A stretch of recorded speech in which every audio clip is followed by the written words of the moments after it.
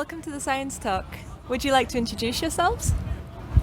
I'm Claudia Kasper. I'm a geneticist and I work with livestock genetics at an agricultural research institution. My name is Andrea Claudia and I am an astrophysicist. I am Anna and I am a biologist, but I'm working in a biochemistry project. What is 500 Women Scientists? So 500 Women Scientists is a global grassroots organization that promotes women in science and also speak up for marginalized groups in science. We spread scientific knowledge among the general public, so doing different events of science communication. We are organized in local groups in each country, and this started around 5 years ago in the US, but then it spread worldwide. Why is the organization called 500 Women Scientists? Well, in 2016 in the US, a group of female scientists decided to join forces against the misogynistic rhetoric that was popping up at the moment. And then they wrote an open letter and they said they wanted to have at least 500 signatures. And they managed to do that over 1 weekend, and that's what kicked off the movement. Can you tell me what the Bern-Fribourg group of 500 women scientists do? The Bern-Fribourg port was founded in 2018 and it has been active since. We are holding regular meetings to discuss our experiences and to organize our events and also to talk about the contents that we want to provide in our blog posts. And 4 times a year we organize a pub event where we talk science to the public in a pub. So we also have monthly networking lunches where we invited women professors, leaders in research or industry to give us insights and what is going on in science and also to share our experiences.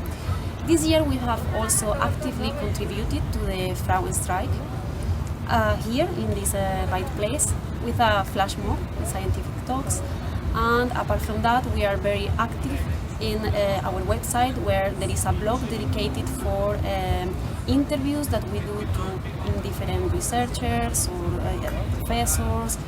And also we are very active in Instagram, Twitter, Facebook and LinkedIn. One specific thing that we want to do is we started an initiative to address gender equality in academia in Switzerland. What have been your personal experiences working in Swiss academia?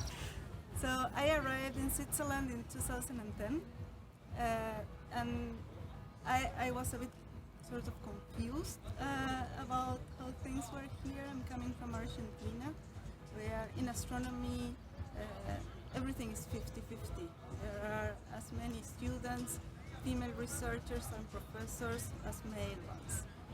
And here, maybe if it was 2080, it was too much. At the beginning, every conference I went, I counted what was the proportion, and the number gave me always between 15 and 20%. So that was the situation in Switzerland and in Europe 10 years ago. At least in my group, I think things have improved quite a lot. Now I see that students, postdocs and early researchers are much more balanced gender-wise. However, we still see the gap when we go to higher levels or to permanent positions.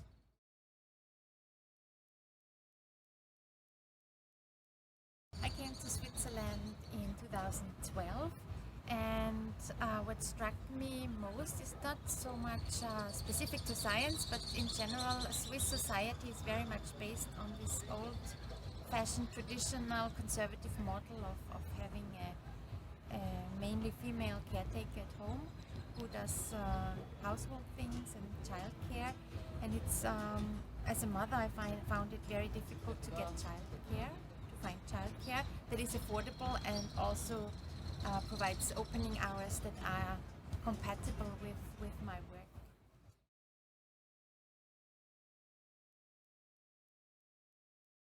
Recently there have been discussions about paternity leave as well, and even though the amount of time that a father can spend at home is too low, there are discussions about that men should also take leave for a child.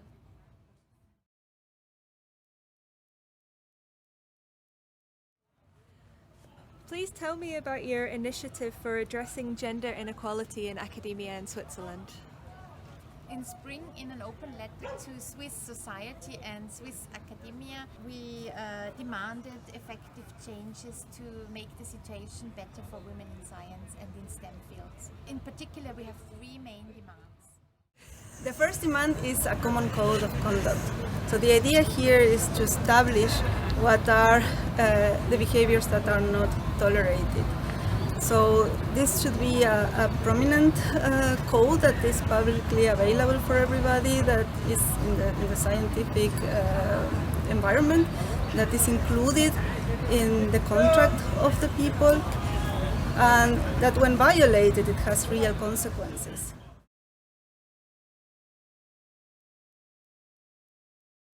So the second of our statements is a compulsory diversity, inclusive and equity training, not only for all the researchers and staff, but also for all the students. With this, we want to create a common knowledge around this topic, and that also after we have implemented this kind of training, then is evidence-based evaluation. Our third demand is to have a Swiss-wide unbiased independent office in which trained people work, where you can report incidents of sexual harassment or bullying. And this is really missing so far in Switzerland. There are no independent institutions where you can report such things. Even though many people are committed to change, there are always a few rotten apples that ruin everything for everyone. And our goal with this letter is to create a system that allows everyone to thrive, and also to hold accountable those individuals that make it hard for everyone.